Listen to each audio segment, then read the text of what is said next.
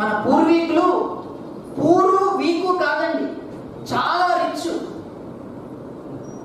సనాతనమైనటువంటి సంస్కృతి ద్వారా వాస్తవికమైనటువంటి విజ్ఞానాన్ని, విద్య అంటే వ్యక్తిత్వాన్ని, సంస్కారాన్ని నేర్పేది అనేటువంటి భావనతో ఉన్నటువంటి వాళ్ళు. కాబట్టి వాళ్ళేమి పూరు కాదు, చాలా రిచ్. అలాగే వీక్ ఏమీ కాదు, చాలా స్ట్రాంగ్.